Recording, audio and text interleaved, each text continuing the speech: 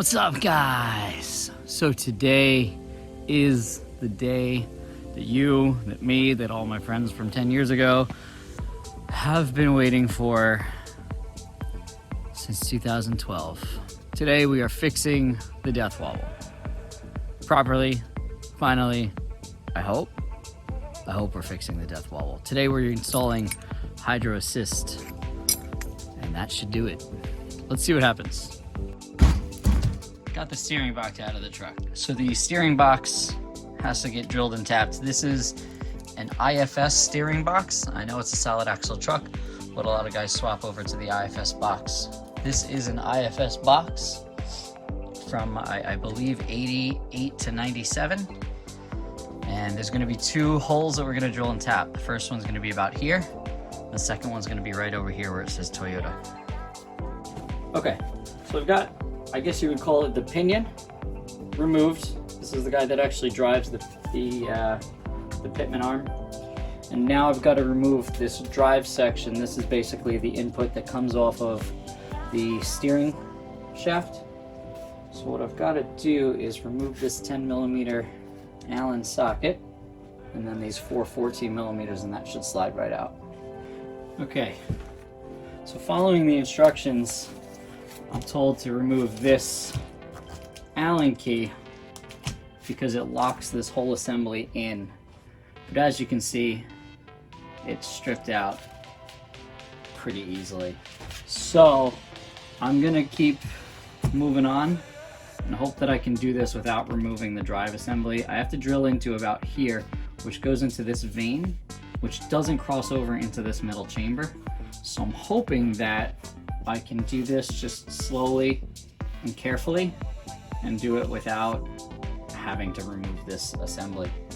Not ideal, but as things go with cars, they don't always go super smooth. So we're gonna keep moving along.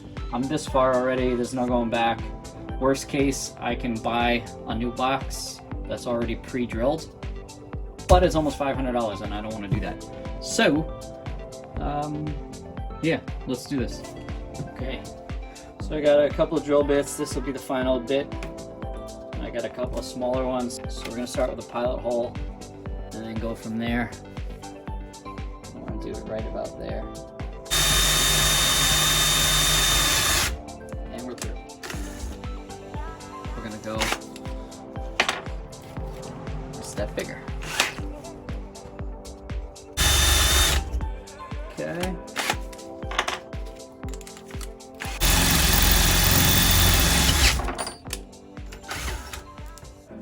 Peg. All right.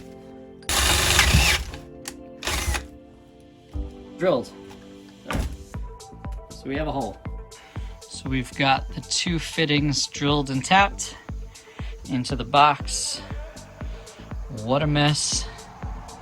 Now it's time to reinstall that pinion, put the thing back in the truck. So in order to keep the steering straight, I have a bungee cord on the brake pedal. It comes all the way up to the steering wheel so that if I turn it, it snaps back straight. So the steering box is reassembled and it's time to put it back in the truck.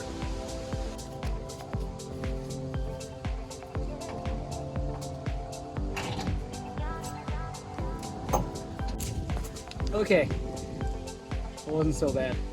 So now it's in. I got the steering shaft connected. Just 2 bolts holding it in. Let's check the steering wheel.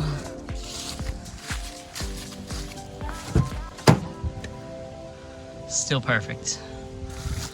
Let's keep moving. So this is the 6-inch stroke hydro assist kit from Trail Gear. Now it's meant to go on an older solid axle truck, and they mount it up top, which isn't going to work because I have the panhard bar there and also the 3-link bracket. So I have to do something a little custom. It's a little less than ideal, because it's going to be in a very vulnerable area, but it's going to have to go right here. So what I'm going to do is weld it to the front of the case there, to the arm here, and it's going to get mounted just like that. Now I'm going to have to be really careful in the trails because this is less than ideal, but it's kind of the only way it's going to work. It's the only way we're going to get rid of this death wobble. So this is the plan. We got to grind, weld, all that kind of stuff, and then get this thing going. So here goes nothing. Okay, so the ram is tacked in on both ends. So far so good. I'm gonna remove that steering link and fully weld it. And then we're gonna fill this thing with fluid and see what happens. So with the brackets welded on and everything painted up nice, it's time to install the steering.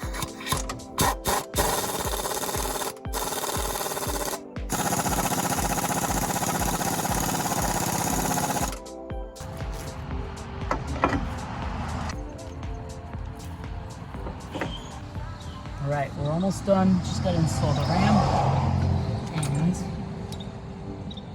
bleed it, and that's kind of it.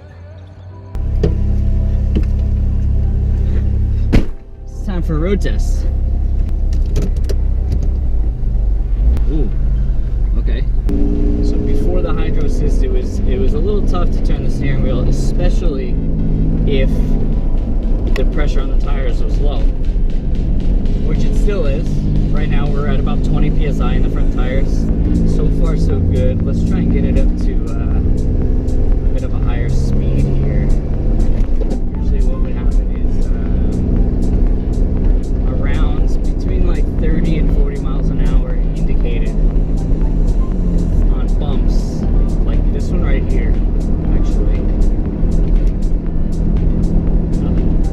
So about between like 30 and 40 miles an hour over a decent bump, mostly on the right side, it would send it into a crazy death wobble. And so right now, it is pretty good.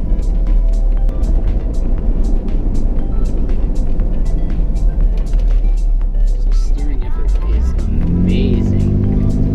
It feels like a power rack now. It feels like a power rack because it kind of is a power rack.